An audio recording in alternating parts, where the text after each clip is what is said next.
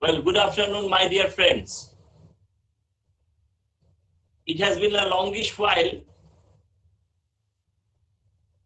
and we are meeting in a classroom situation. Obviously, after a long while. Um, Today, I am going to take up the strands that we had left behind. I am going to deal with a poem by Carol and Duffy.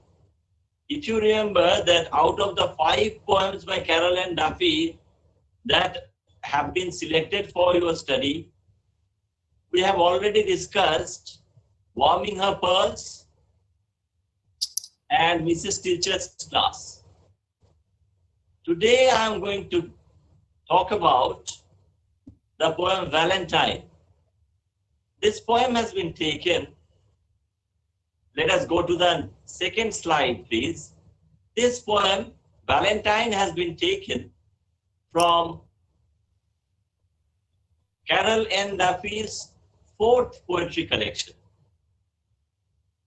I'm talking about Meantime. This book was published in 1993. Now, friends, because Carol N. Duffy was born in 1955, that means this poem, this poetry collection was published when she was already 38 years old.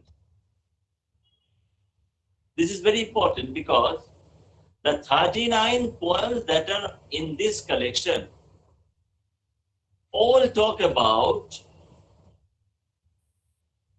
things remembered, remembrances of things past, of childhood, of adolescence, as well as the adult years.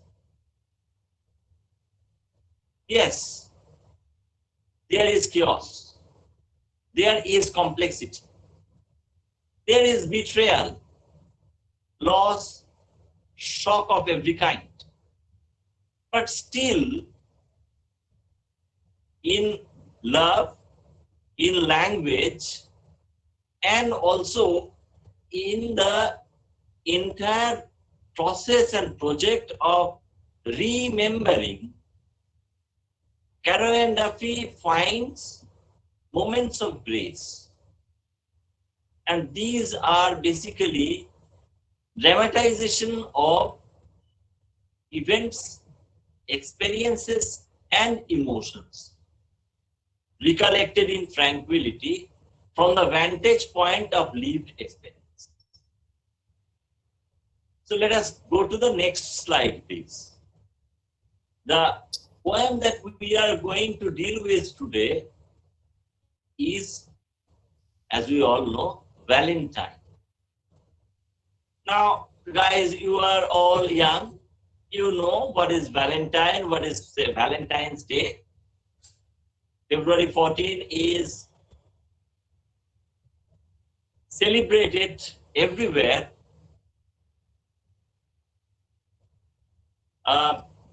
as the Lover's Day, because this is the day on which we commemorate the patron saint of love. On this day, men and women, young men and women, and lovers of all ages actually exchange gifts, messages, and vows of constancy and intimacy. Now, very importantly, you have to understand that this Valentine's Day celebration has been a gift or an imposition of and from the West, the Christian world. And this is a cultural occasion that was not Indian in name. But do we think that there were no such festival in our place? No, there were other festivals. Now, we have to understand that Valentine's Day is a transformed festival. At one time, there was Lupercalia, a spring festival on which fertility rites were observed. Men and women were paired by lottery, and there was absolute bonhomie, almost like Primavera in Italy. But in the 5th century, there was a pope. This pope thought that this pagan festival has to be Christianized. And that's why Lupercalia was changed into Saint Valentine's. Now, who was this Valentine? He was basically a 3rd century Roman saint who is considered to be the patron saint of love. In Italian, Valentino, and in Latin, Valentinus. Now, so far as the title of this poem is concerned, and it is written on the slide also, that it may refer to both the gift that is usually exchanged during this Valentine's Day festival, and also the recipient of such gifts.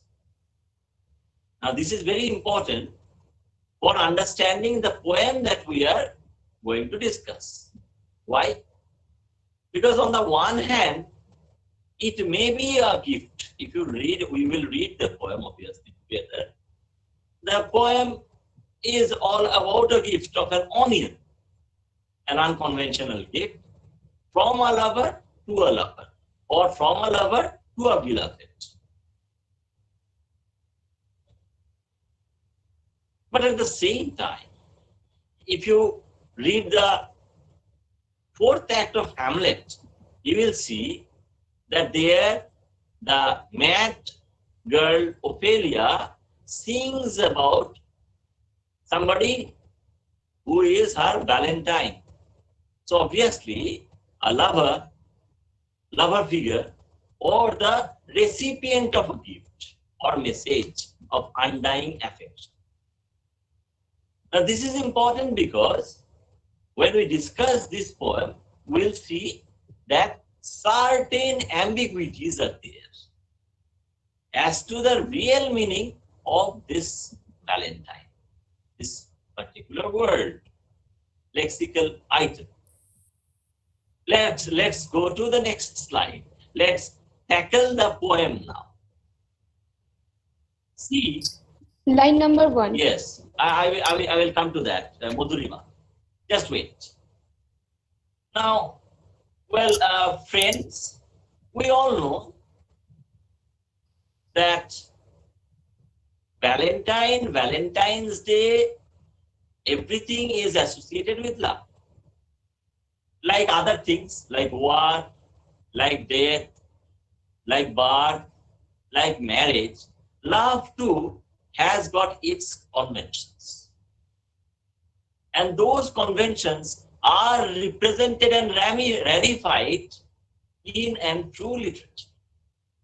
So there is something called the courtly love convention, whereby there is some kind of a ratification of the beloved figure, the woman, who is almost placed on a pedestal, and the lover worships her from afar. It is almost like the desire of the moth for the stars, something of an adhora madhuri, the beauty, the grace that cannot be touched or tamed. Now, this is very important. Why? Because it has this kind of a courtly love convention, has not only ratified the object of love, but also surrounded the representation of love with artificiality. superficiality with flowery phrases and some kind of, what should I say, less than honest attitude from the lover to the beloved for this great gift of love. It is just for that every lover tries to give to his beloved a gift of roses, or chocolates, or hearts, satin hearts. So these are the conventional namby-pamby love gifts. But here, Carol and Duffy topsy-turvies the whole situation by giving unconventional.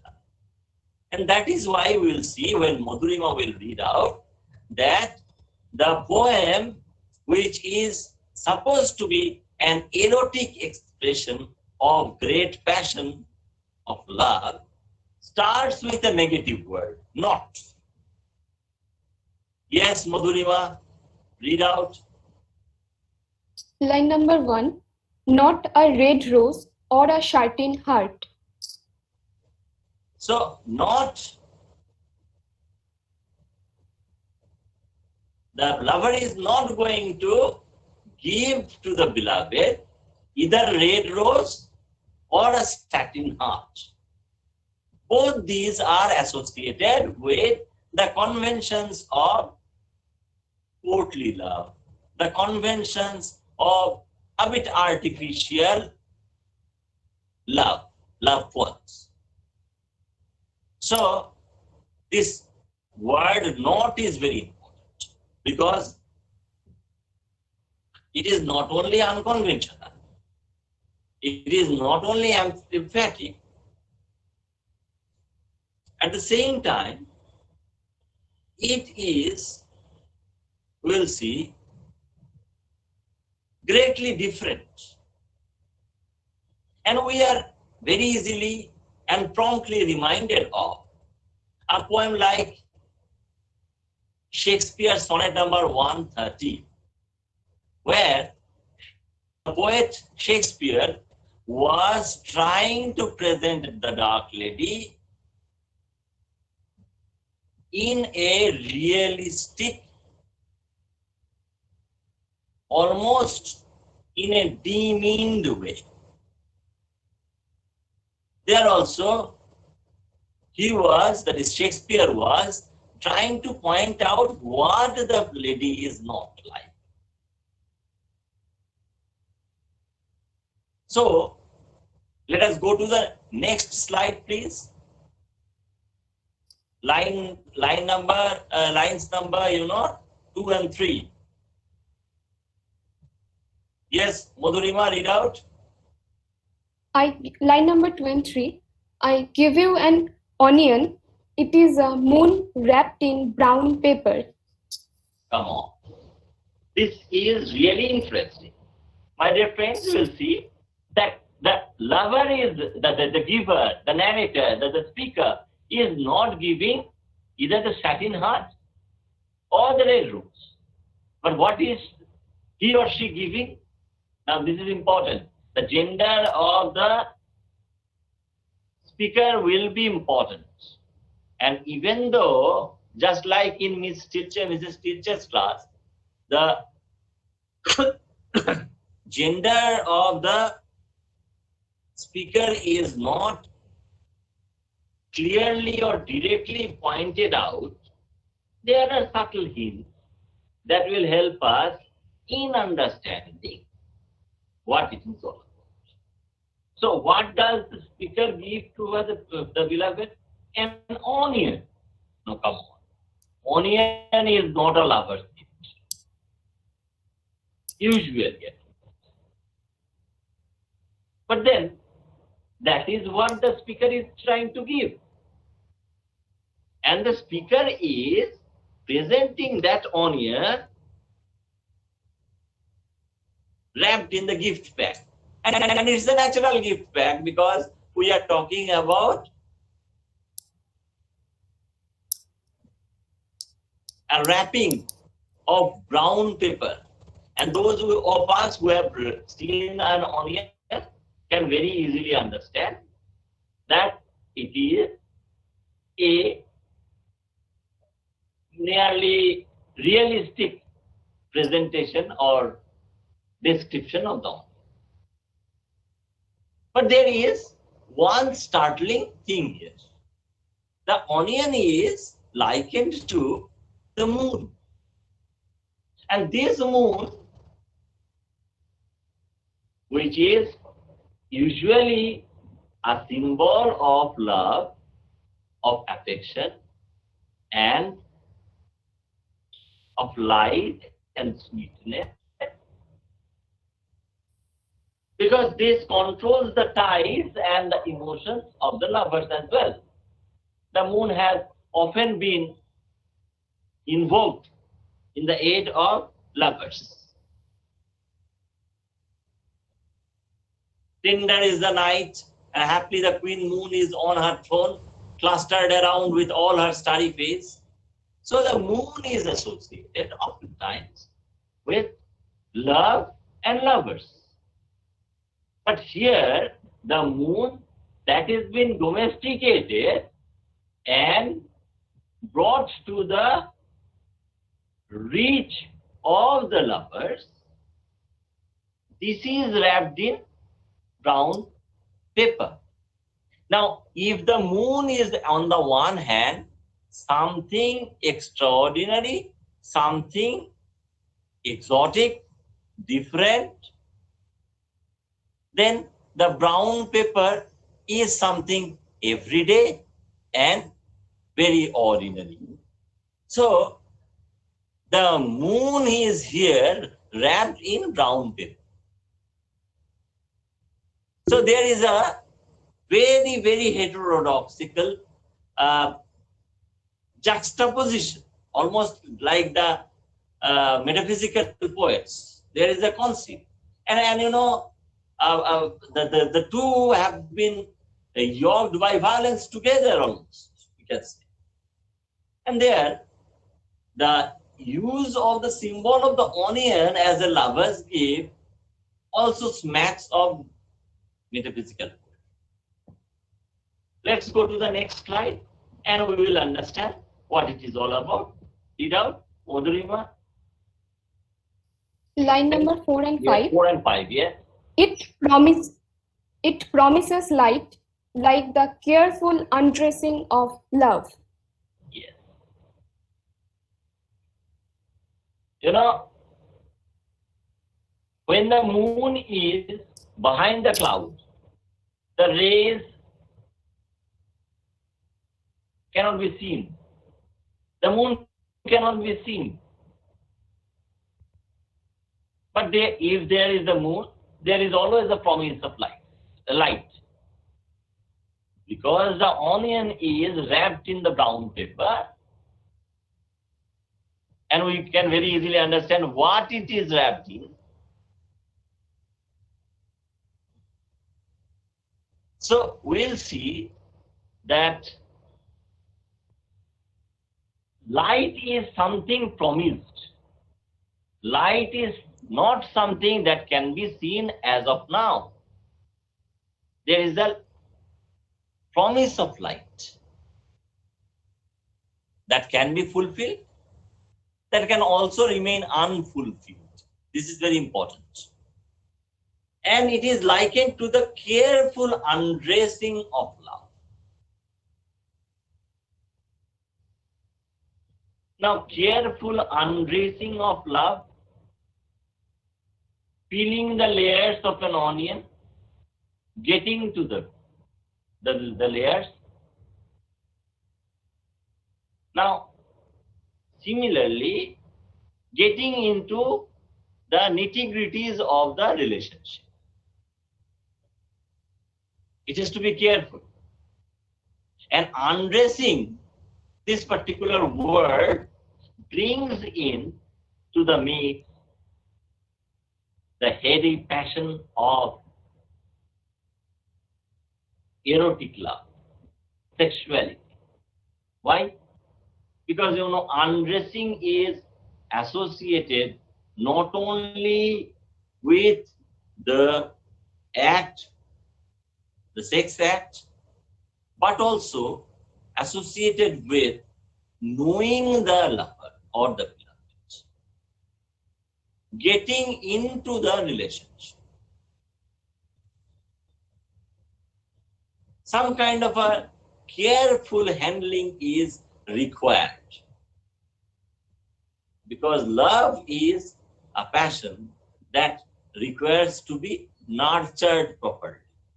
Any relationship has to be nurtured properly.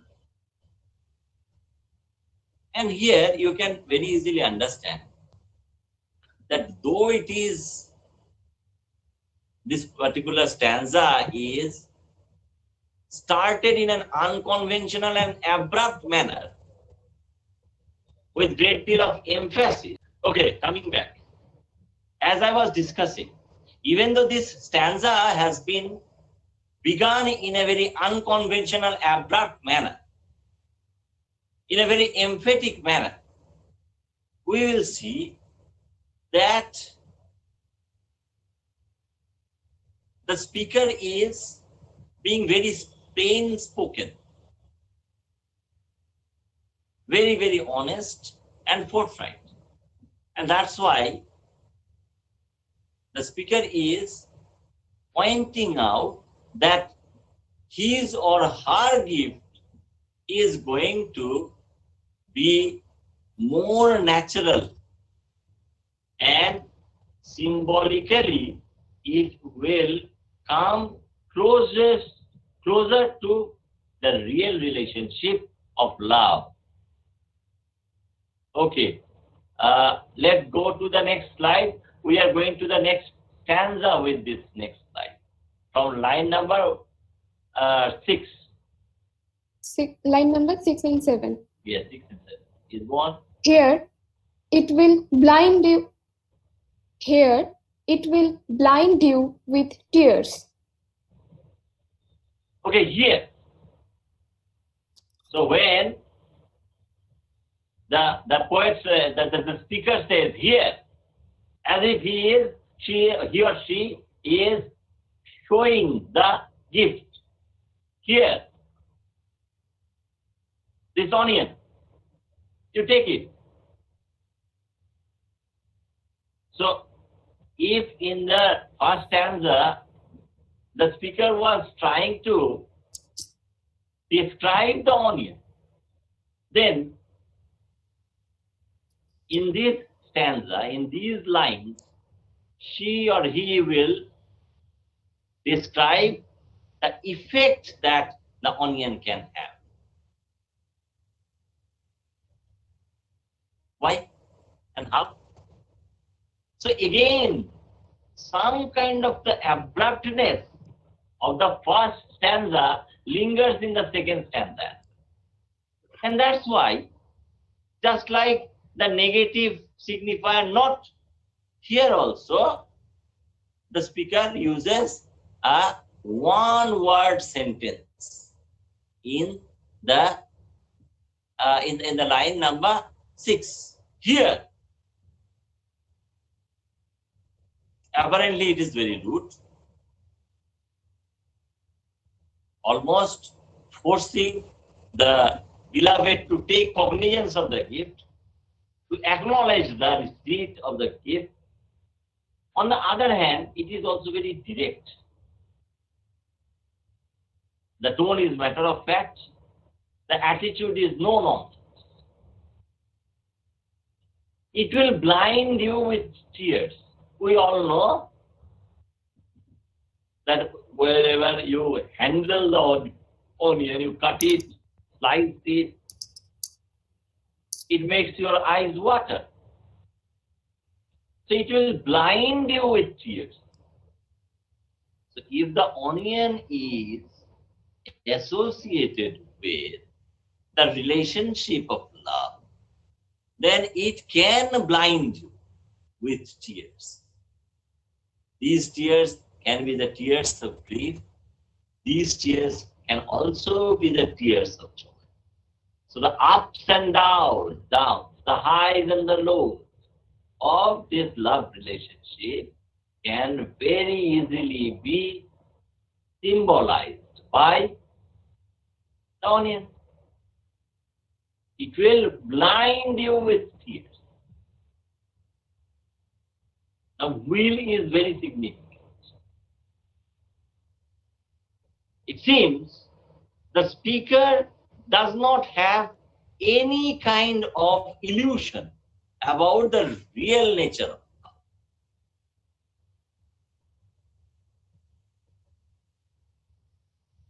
The real nature of love.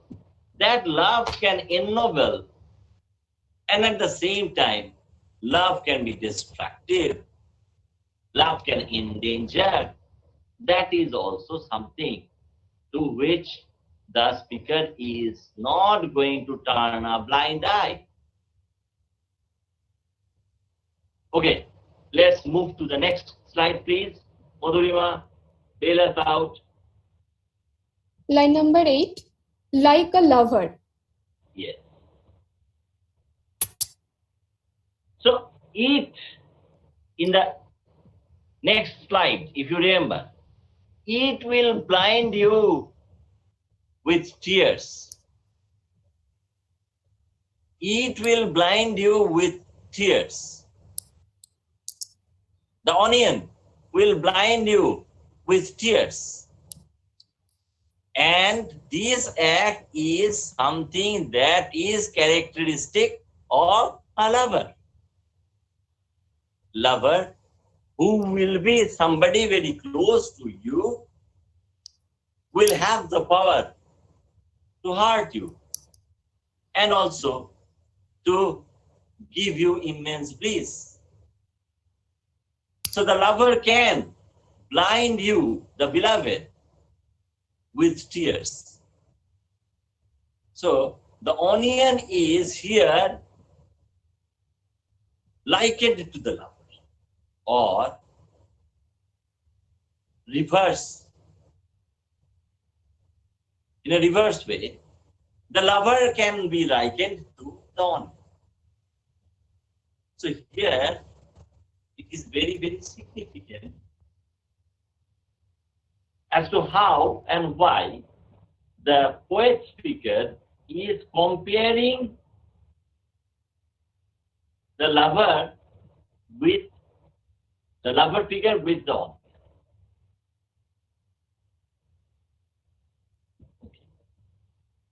The onion has got a pungence. The onion is very strong and can make your eyes water.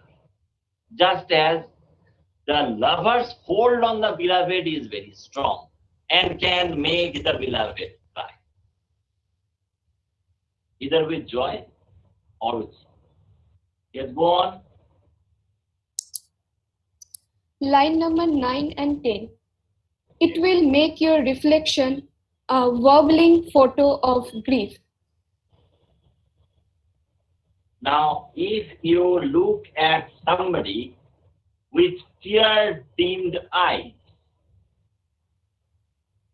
that person's reflection in your eyes will be wobbly, unsettled. So obviously, with tear-dimmed eyes, the beloved cannot see the lover. Neither can the lover see the beloved. So obviously, the reflection will be a wobbling photo of grief. Grief, why? Because the beloved cannot see the lover properly, clearly.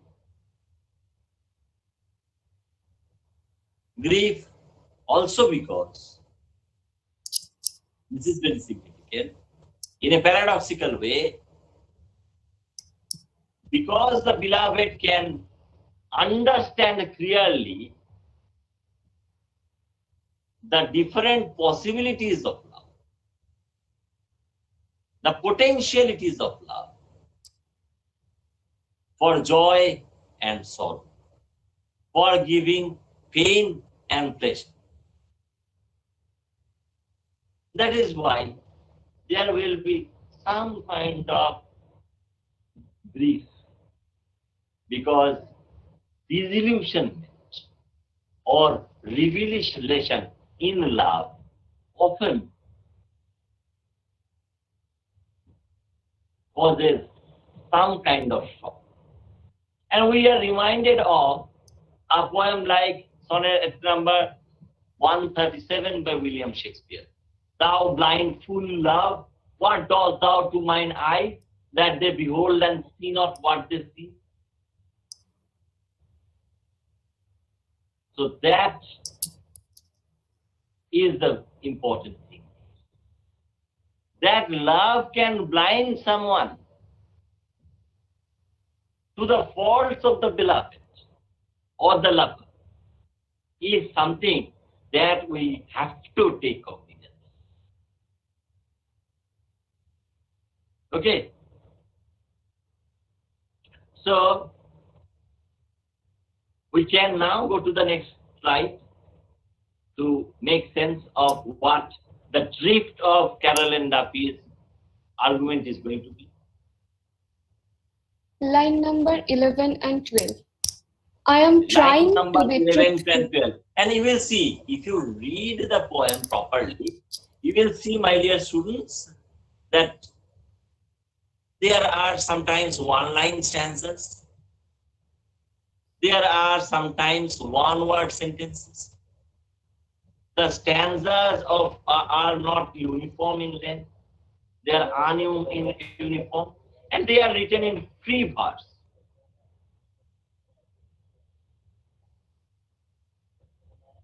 So,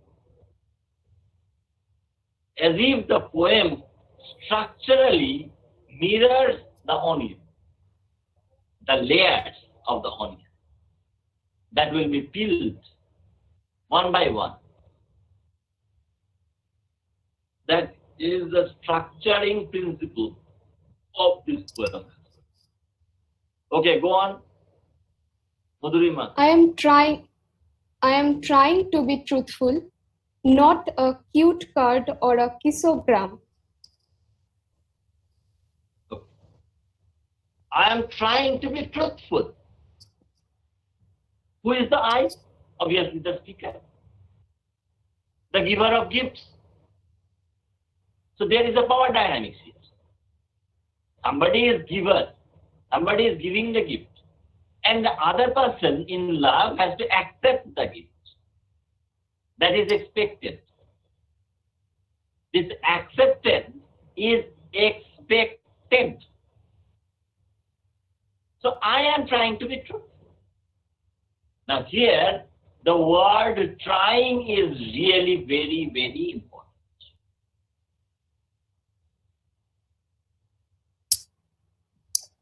The speaker is not saying I am being truthful. I am trying to be truthful. Why? Because that attempt to be truthful is mediated by and sometimes defeated by both self-interest and the mediation of language. I am trying to be truthful, but ultimately I may fail, I may be unsuccessful to be truthful. Because truthfulness, being true, being honest and fair, and we are reminded of the nunnery scene in Hamlet again. Are you honest? Are you fair? That was how Shakespeare's Hamlet was charging the hapless Ophelia. So I am trying to be truthful. that's why I am not giving you such conventional, uh, utterly idiotic gifts like a cute card or a kisogram. And what is a cute card? Often during the Valentine Day celebration, the card is something. The Archie, the hallmark, and all that. These cards, lovers' cards, Valentine Day cards, they were supposed to express the feeling of the beloved for the lover, or vice versa. But here you have to understand, if it is a cute card, it will be mediated. It will be almost falsified. The emotion that requires to be expressed, communicated, will be set at naught by the mediating obfuscation of language. Similarly, you think about kisogram. What is the kisogram? It's a kind of a surprise gift, where the gift item is accompanied by someone who kisses the recipient.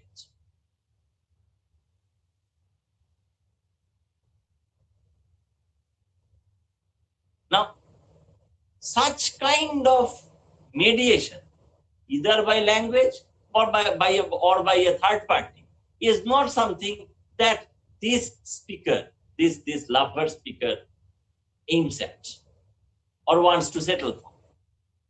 And that is why he or she is trying to be truthful. He or she is trying to really express his or her emotion, the true emotion. Okay, go on. Line number 13 and 14. Yes. I give you an onion.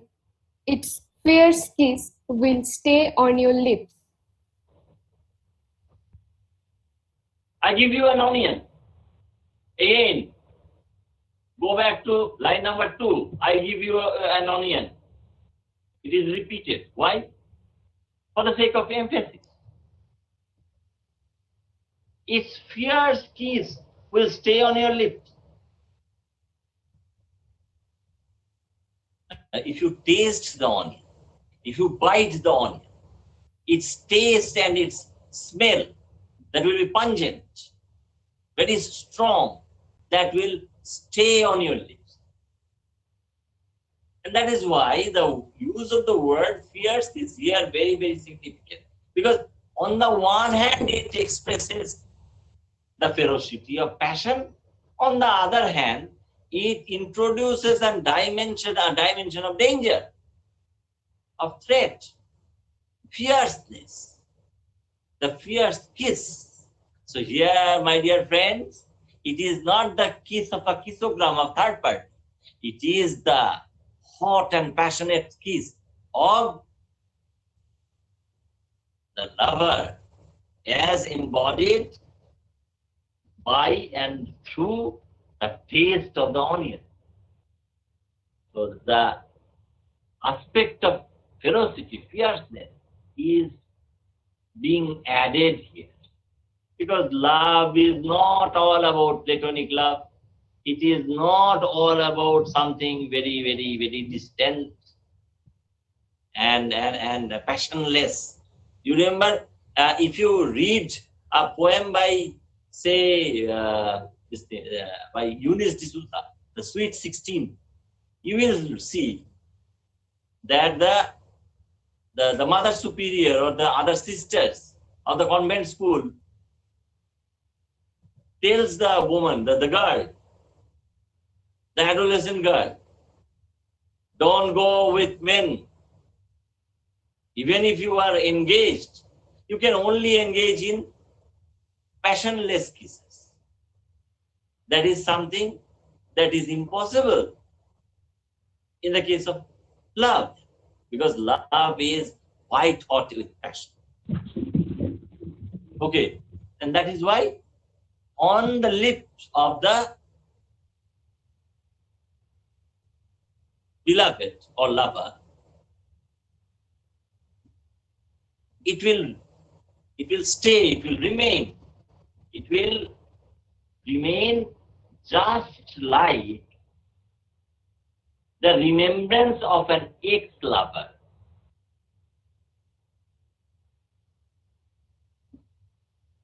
If a smell is the signature smell of somebody, then even if you break off from that person, you are going to remember them.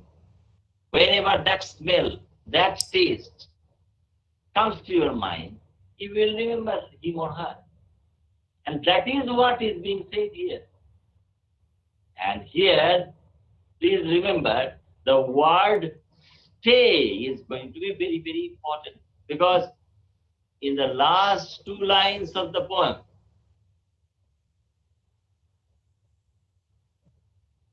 the poet will use another verb, cling, C-L-I-N-G, that will also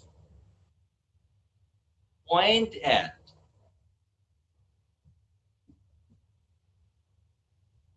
if not the permanent, at least a long-standing influence or trace of love that remains to haunt the lover of the beloved, even after the relationship is broken, even after the attachment is at an end. Okay, go on. Line number 15, 16, and 17. So the Possessive three and lines are there. Yes, just wait, just wait. Okay, 15, 16, and 17. Okay, so we are going to deal with three lines here. And these lines are very important. So read out to Madhurima. possessive and faithful, as we are, for as long as we are.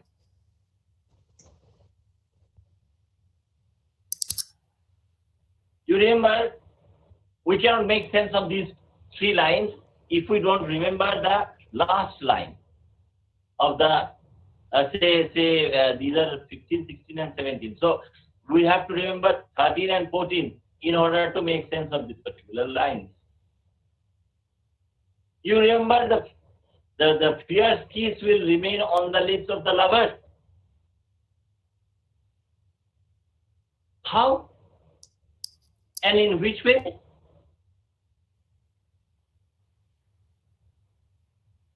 At once possessive and faithful. So if possessive is something that is a negative passion,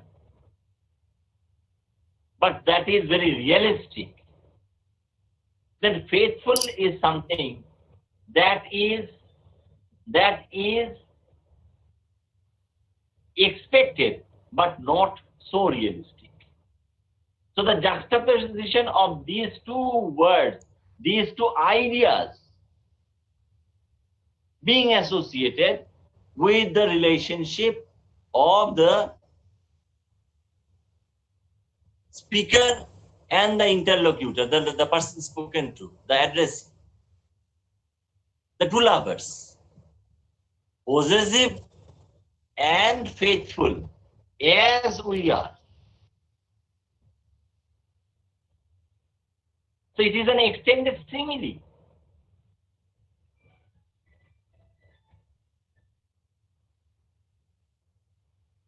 Possessive and faithful as we are. Possessive and faithful as we are.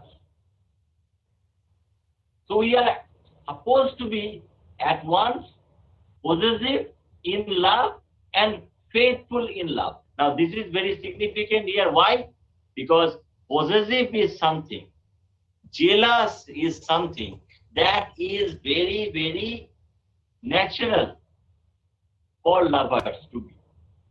But faithful is something that is expected of the lovers.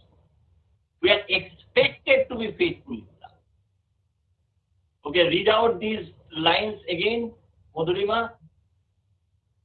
Possessive and faithful, as we are, for as long as we are. Yes. Again, as we are is repeated. As long as we are. Now here, the last word of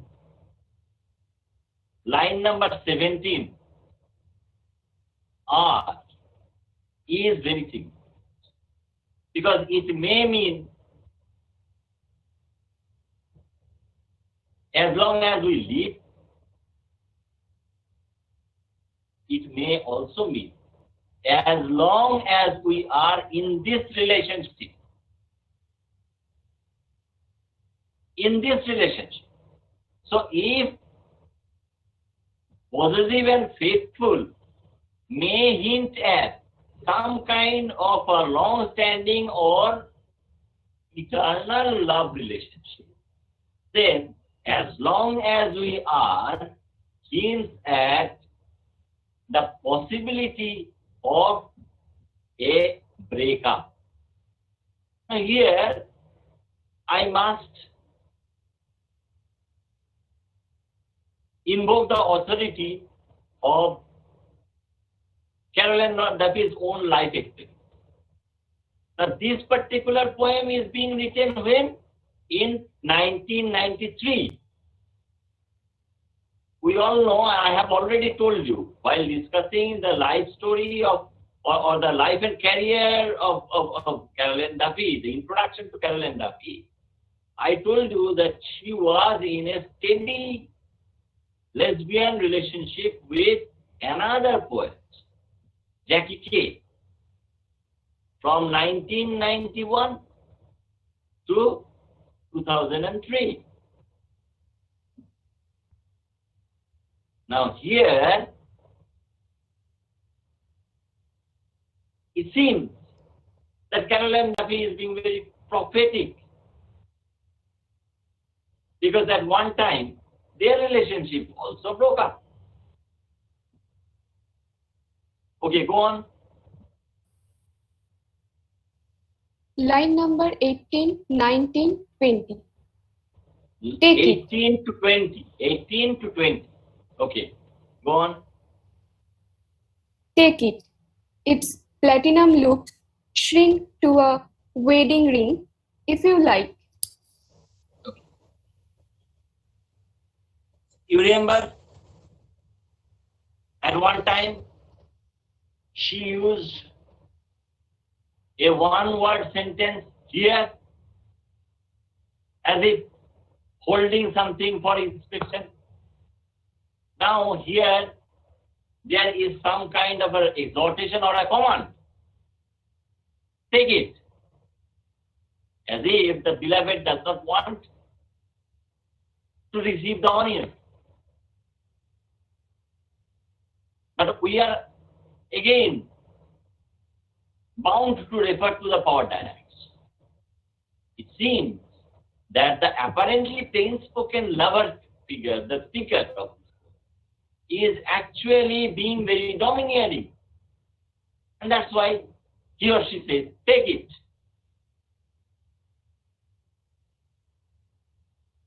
But on another level, and that's why the language of poetry is the language of paradox. As Clint Brooks would show us, and actually have shown us. He had shown us how the language of poetry is the language of paradox.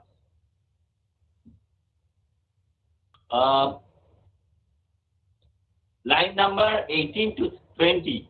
Read it again. Take it. Its platinum loops shrink to a wedding ring, if you like. So again, the outer covering of the onion, platinum loop. Usually, whenever we talk about wedding ring, we associate it with gold. But here, in order to point out how valuable the poet speaker considers this love relationship, she or he refers to the platinum. Platinum look, string to a wedding ring. Now the word shrink is very, very important. It conveys a lot of things, and not many of them are very flattering, to be very sure. The wedding ring, marriage, is metonymically represented through the wedding ring. That is the symbol. And ultimately the platinum looks of the onion may shrink into the wedding ring. Why? Because often marriage, even though it is considered to be the culmination of a love relationship,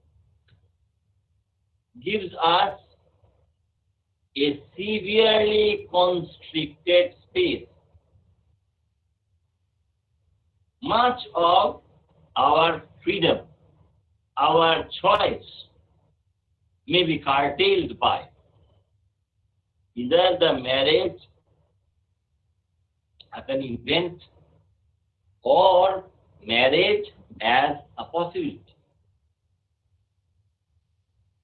Now here the idiom being used, that is, if you like, this is again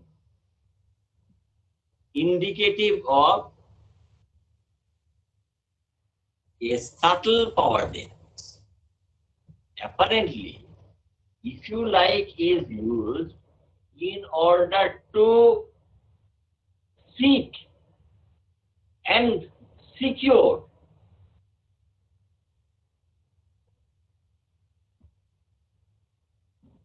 the consent of the beloved.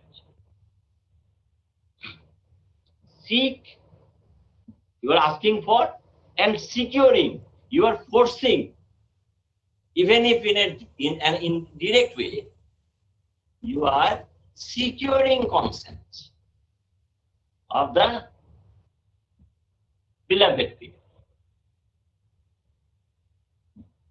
So wedding ring is something that is, again, not something that is being forced, at least apparently, by the lover figure. That is why he or she says that if you like, it may ultimately culminate in our marriage. Now here again, the poet is playing a game with us. She's taking us for a ride, because we, the dullards, we have tried to read into this poem elements of autobiography or autogenography when we are talking about the relationship between Jackie Kay and Carolyn Duffy, for that matter. We have to understand this wedding ring is something that is very, very problematic, because had it referred to a possible marriage between Jackie Kay and Carolyn Duffy, the extra-textual models for these two lovers, or lover and beloved, then it cannot be the same, because this poem is being written in 1993. At that time, gay marriage, same-sex marriage, lesbian marriage, this was not accepted. It was not legal. Actually, this was legalized 20 years after, in 2013, by the Marriage Act. So obviously, this cannot, at least in a historical sense, or in a practical sense to a possible marriage between Carol and Duffy and Jackie Kane. But there is always some kind of a vicarious fulfillment of one's desires and wishes. And that is why what we have to understand. Again, the poet will play with our expectations.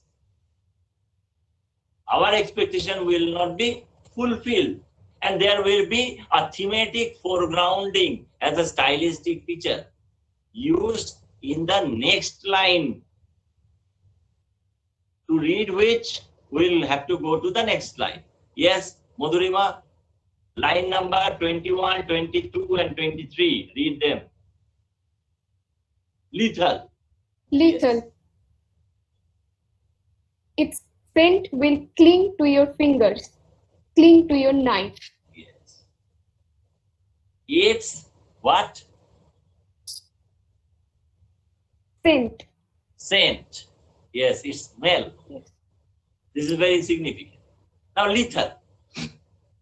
So this marriage proposal may be lethal. May be tantamount to some kind of a ritualistic death. Why? Because marriage means the death of love.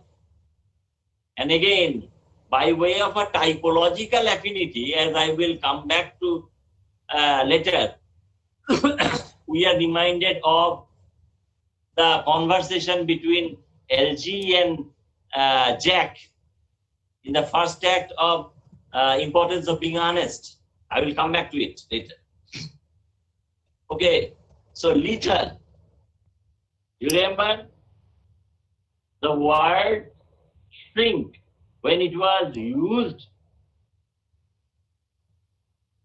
in the previous lines?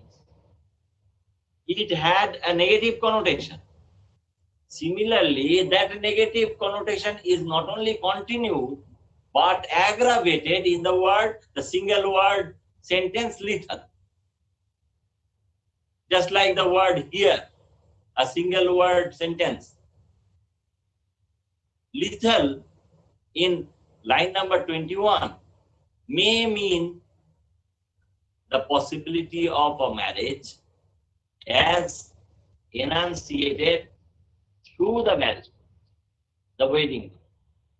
Yes, born lethal, then its scent will cling to your fingers. Look, if you want to cut or slice the onion, you have to hold it in your fingers and cut it, slice it chop it with a knife. And the smell will cling not only to the finger, just as the taste had lingered, stayed on the lips. The same scent will be there on the knife as well. Now here,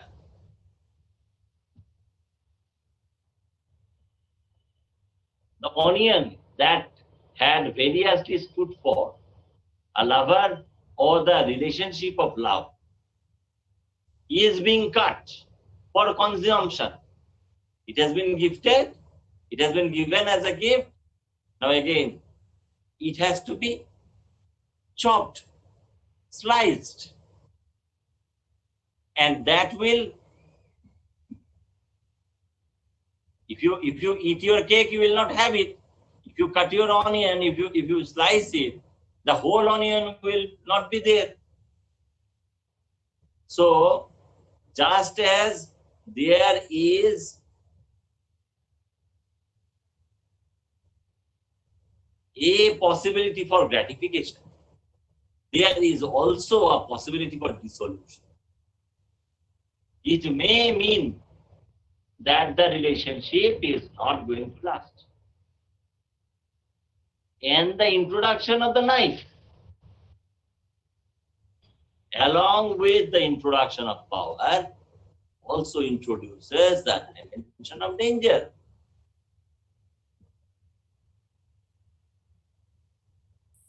So in the final analysis, we will see and say that the poem is apparently simple, but actually very, very complicated. The message also is ambiguous, and that's why we are going to deal with the next slide now, slide number 15, in which we are going to talk about the themes and issues. So if on the one hand, it's a love poem, an unconventional love, which actually not only discusses the nature and scope of the relationship, but also its durability and its ultimate transience. So if on the one hand it introduces the passion of love, then on the other hand it also introduces or hints at some kind of a violence that is at once discursive and physical. Okay. The images are very simple because you will see that she uses olfactory images, smell,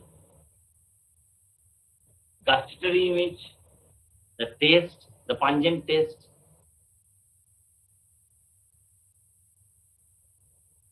the optical image of the onion. But at the same time, there is a symbolic image, the symbolic image of the moon. That is not only a word that helps us evoke a word, a pen picture, but that stands here as a symbol, pointing out the efficacy of the onion as a love gift or otherwise. Okay.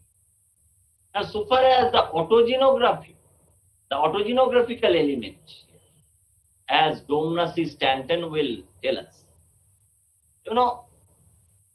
autogenography is typical of women, wherein the unified self of the male figure of an autobiography is diffused in and through the diffusion of the female self.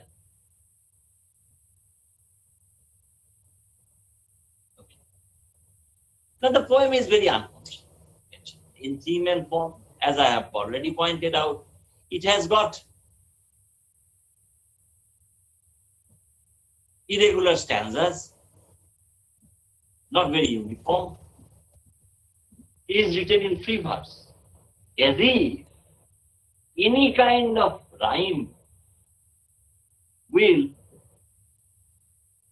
ultimately tilt and stultify the flow of emotion that is there in the poem. So may we now go to the next slide, Madhurima? I have discussed the things here. Sir, there is a point, the power dynamics. Yes, I have already talked about the power dynamics. Yeah. While dealing with the poem, I have dealt with the power dynamics. Because look, one thing is there. Do we see or hear the voice of the interlocutor, the beloved figure? No. He or she is the passive figure to whom gifts are given, to whom orders or requests are made. So, beloved is a deverbal adjective. ED, beloved, somebody who is loved, not loved She is not the lover, but loved. She is passive in some ways, he or she. But one thing you have to understand, that if on the one hand there is a hint of at a heterosexual angle, as excuse me, maybe pointed out through the reference to the wedding ring, ultimately you will see that the images are and the responses that the lover gives, apparently after the response or lack of response from the beloved, makes us understand that it is a female speaker who is speaking. Okay. So can we go to the next slide, please, now? Yes, sir. Yes. The penultimate slide is all about traces and echoes. The intertextual presence. As I have tried to point out, while dealing with the poem, I was talking about sonnet number 130. So we'll see that Shakespeare is an undeniable presence here.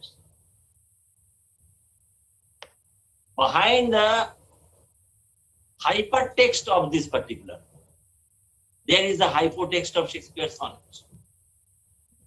Sonnet number 130, sonnet number 137, and so on and so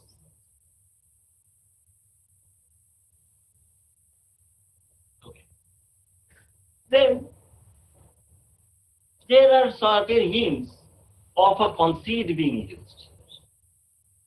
The juxtapositions are very abrupt, the comparisons are very striking, and the presentation of the onion as the peculiar but apparently very honest love gift gives to the poem some kind of a metaphysical afterglow. Similarly, if you read a poem by Sylvia Plath like Cuts, you will see that again there is a reference to the onion as a love gift, as an object associated with love. Now, in one of her interviews, most probably in 2010, if I remember correctly, we'll have to check. Caroline Duffy says that when she was only 25, she was given 25, then that means she was born in 55. So it must be 80. So and that was when Sylvia Plath's poems were given to her. And having read those poems, she said that she could feel that she was reading a superior content. In 1980 or afterwards. So, a conscious or unconscious negotiation that she continues with the superior contemporary plot can also come in handy in making sense of this particular point. Similarly, there is something called typological affinity. Sometimes there are certain similarities in two texts about which we are reasonably sure that one was not written after reading the other.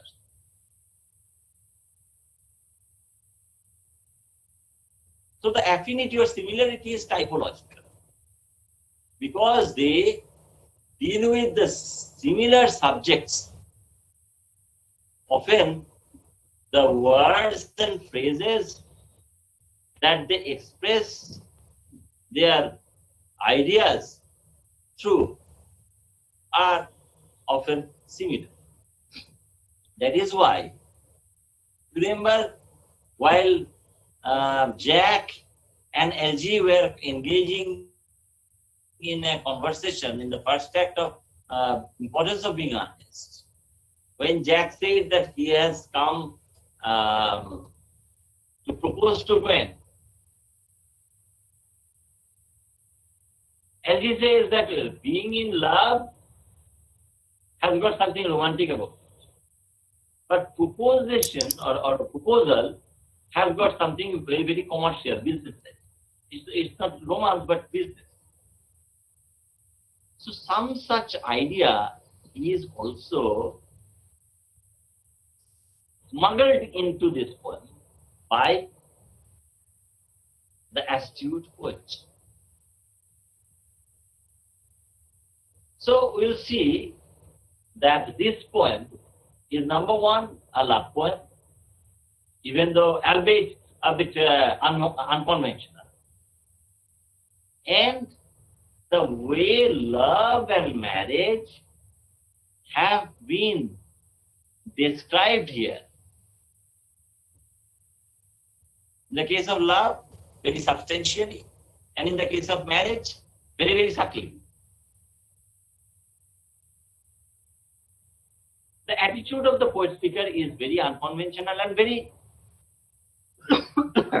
very, very realistic. So with this, we come to the end of our discussion of this poem. But here I stop, but bid you to speak out. If you have questions or comments or doubts,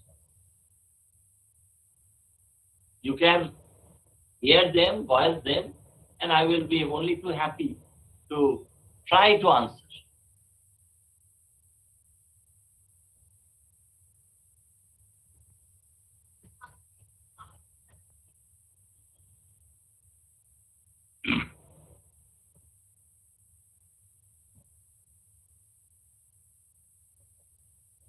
Any question?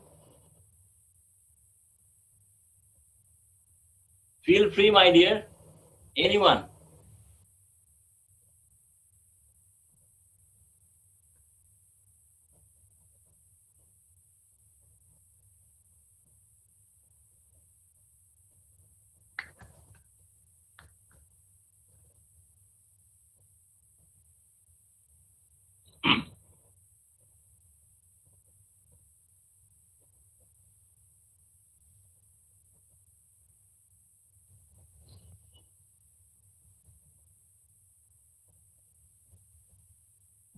Both the chat box and the voice box will be welcome.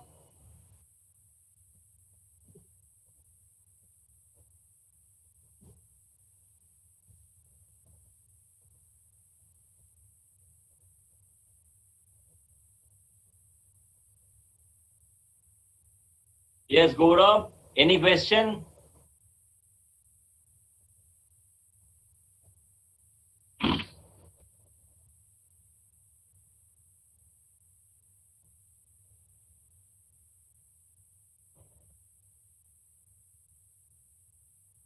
Okay.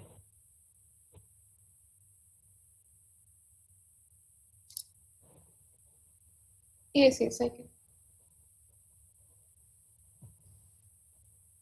Sir, Aurobindo Kundu asks the question that are the speaker and the beloved in a true relationship? Does Carol and Duffy question the situation of being in a true relationship? Okay. Now, obviously, there is a clear-cut mention that the relationship is true. is very intimate and it's a proper love relationship. But at the same time, Caroline Duffy seems to say that even if it is a true relationship, where there is at least an attempt at being truthful from both sides, it is not to be taken for granted. Because this is a true relationship, we cannot be sure that it will be everlasting. So yes, Aurobindo, I can tell you that the poet speaker seems to say that there are both negative and positive sides to love, a relationship.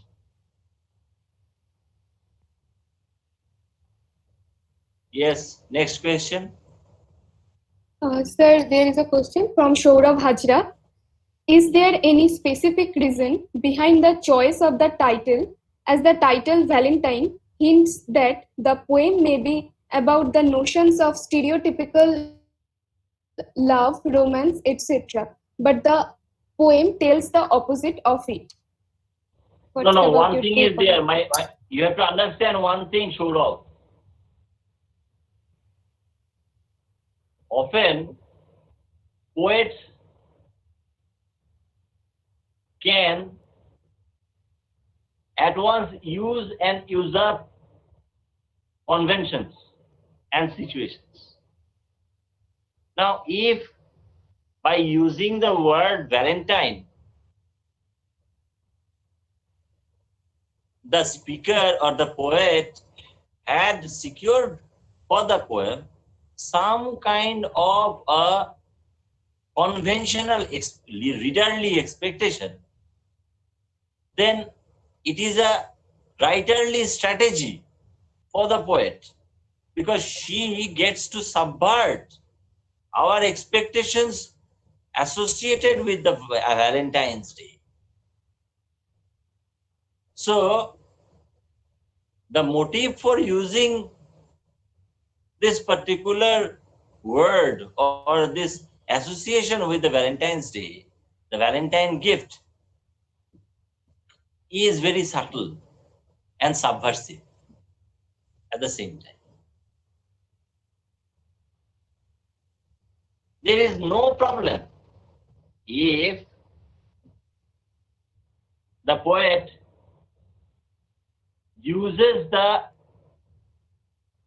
conventional expectations that are associated with the Valentine's Day celebration and the gift associated with that. Because the purpose is important. We have to look at the purpose of the poet. The purpose is subversive. The intent is subversive. Go on. Next poem. Next question. Yes, sir. 1 second. Yes. Shonjit Sarkar has the question that why does the speaker give the beloved an onion instead of rose or shutting heart?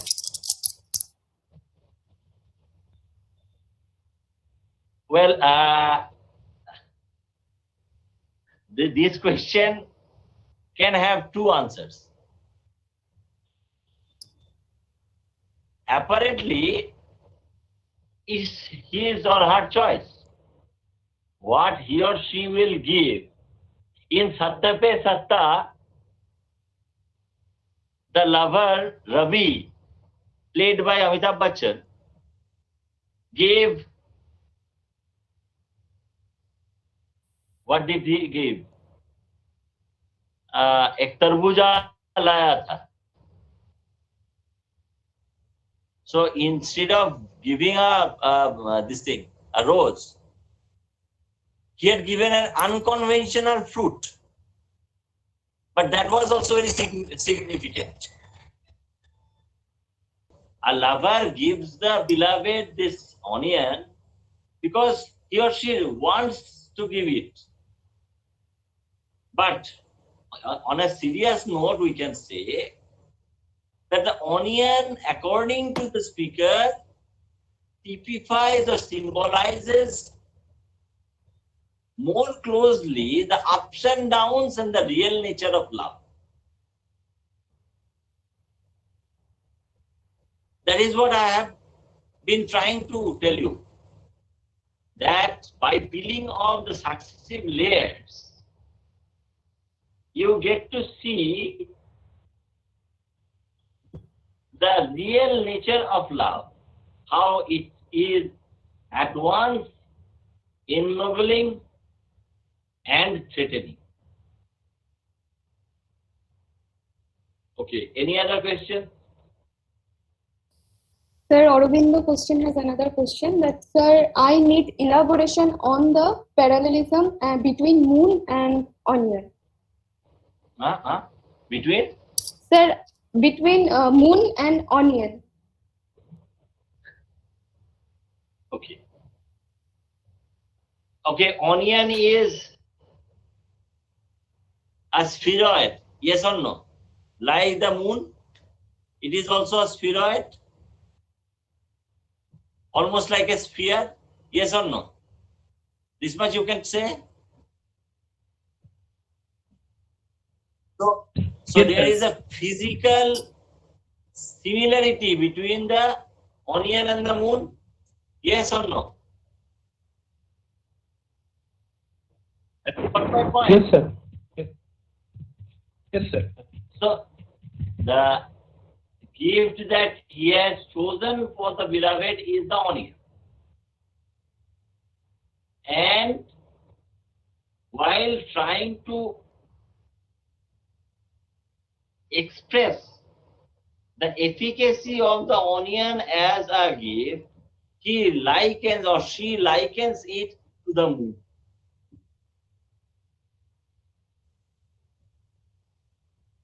Are you getting my point? When you take out the outer covering of the onion, the rind, you will see the pale luminosity of the onion is almost redolent of the moon. That's why. So it's a physical symbol. And then ultimately the figurative symbolism comes to the fore when we engage with the peeling process of the onion or slicing process of the onion, either by the finger or by the knife. Go on. Any other question? Sir, there is no other questions. Okay. So I hope I have been able to make sense of this poem to some extent. So in the next class that I am going to have with you, I will deal with another poem that is taken from World's Wife, and it is entitled Anne Hathaway. We all know that Anne Hathaway is supposedly the name of Shakespeare's wife. So the next class, I will discuss that poem. With this, we come to the end of this particular session. Thank you for listening and watching.